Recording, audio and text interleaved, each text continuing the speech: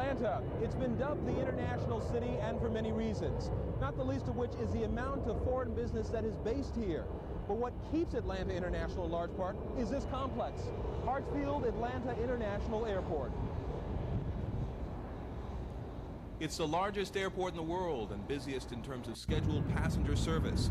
2,000 flights land and take off each day from Hartsfield, and from the control tower, that becomes crystal clear. 17, maintain 180 knots to the marker, follow that Delta DC-9, he's starting to reduce now.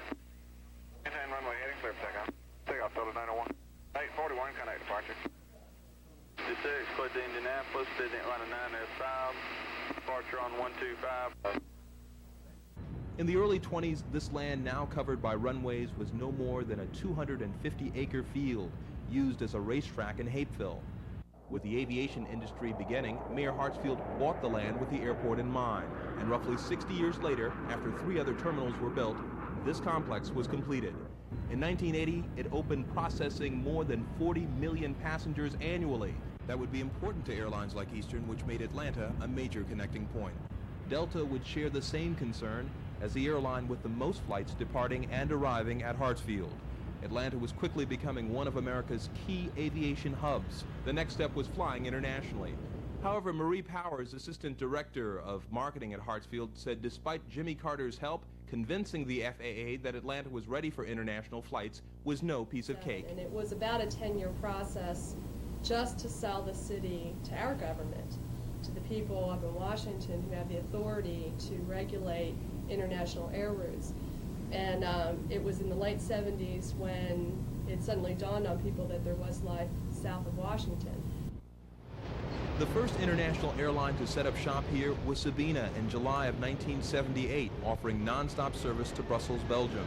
Though many have argued that Atlanta has no concrete image in the minds of most international tourists, Alan Smets with Sabena said the company saw definite selling points about the city. As far as Atlanta is concerned, it is definitely number one, that it is a convention city. So conventions, congresses and so, that is the first drawing card. Secondly, the infrastructure it has as far as hotels is concerned. They have the most beautiful hotels here. I'm not dare not say of the United States or so, but they definitely have a very beautiful hotel. Number 3, gastronomy. Number 4, shopping. And then number 5, I would say that it is a very nice point, a transit point to go very quickly to the other points in the United States. Shortly afterwards, other carriers flying internationally joined Sabena. Among them was Delta, now offering non-stop flights to Paris, London, and Frankfurt, with connections this spring to Stuttgart, West Germany, Munich, and Shannon, Ireland. Delta is also looking to join Japan Airlines, which will soon begin service to Tokyo. But that's only the tip of the iceberg, says Aviation Commissioner Cal Carter, who argues there are other foreign-bound carriers eyeing Atlanta. In addition to that, I've had contacts with Air Italia, Swiss Air, SAS, and Canada, all indicated an interest in flying out of Hartsfield. KLM will tell you quickly, however, they didn't just come here to shuttle tourists back and forth across the Atlantic. Eric Stockhausen, who runs the airline's Atlanta office, says though they do their share of business with tourists and businessmen, cargo from the Netherlands also brings in big bucks. Lower deck. We are very active in promoting cargo traffic between the United States, Western Europe, Africa, and the Near East and the other side. Exactly what are you exporting into the U.S. It ranges from flowers to heavy machinery. And on the export side, it ranges from spices for American food to be consumed in Europe to medical equipment, computers. It's a wide variety of products. Cargo is indeed big business. Last year, 315,000 metric tons came through Hartsfield. 50,000 of that was international, constituting 15% of the overall cargo business. And Atlanta has every expectation that that percentage will grow. This is a cargo area at the Hartsfield-Atlanta International Airport. Customarily, all airports in the United States handle their cargo through customs manually. Now Atlanta is trying to put in place a computerized cargo system. That'll mean 2 things. They'll be able to get more work out of their customs agent, as well as saving time and money. Hartsfield is just as efficient in moving people from one distant shore to another. Seldom do international passengers find themselves spending enormous amounts of time looking for their luggage. Large baggage carousels account for that. That same convenience is true of customs and immigration's agents, who make it their business to process paper, luggage, and people quickly and conveniently. That convenience is partly due to what immigration officials call Atlanta's clean port image. It doesn't have the image problem of drugs and drug trafficking other metropolitan airports are labeled with. Ray Buskey was formerly with U.S. Immigrations at Chicago O'Hare. Now he runs the immigrations at Hartsfield and says there is no comparison between the two airports. Yeah, but we had a different kind of traveler at O'Hare. We had a larger amount of fraud in that people were coming more to stay illegally in Chicago. The aggressive development was not in that area as is present in the southeast here. There are more of the people we have coming in here are coming in for legitimate business purposes. Yes, sir. Guten Tag, sprechen Sie Deutsch? Ein kleines bisschen, aber meine Kollegen sprechen viel besser. It's called International Information Services. Their sole purpose is to meet the needs of the international traveler, whether they speak German, French, Italian, Spanish, Portuguese, or the Middle Eastern language of Farsi. We're able to welcome people in their native language.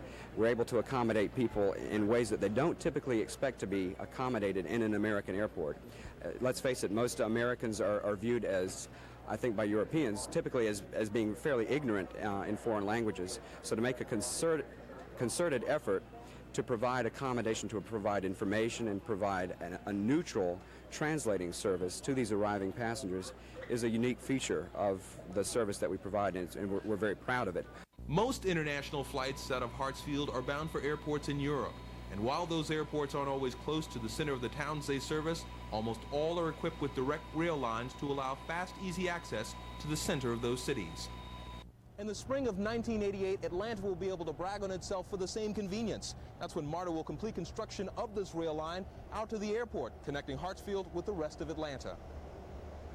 The city of Atlanta has also just lengthened one of Hartsfield's runways by 2,000 feet to better facilitate incoming international flights. Also on tap are plans to expand the international concourse with 7 new gates. Where there's an airport, business is always soon to follow, and Hartsfield is no exception. Statistics support that foreign air carriers who connect here carry close behind them foreign firms. I think there were about 40 British firms here before nonstop service was initiated between Atlanta and London, and now there are about 160, and that's been in 7 or 8 years. And Britain's not the only example either. According to the Georgia Department of Industry and Trade, there were 9 Belgian businesses here before Sabina arrived 8 years ago. Now they're 22. 28 German firms were based here prior to Delta and Lufthansa's nonstop flights to Germany. Now 139 German firms have made Atlanta home. 32 Dutch firms were here before KLM arrived on the scene in '81. Now Holland has 71 in place.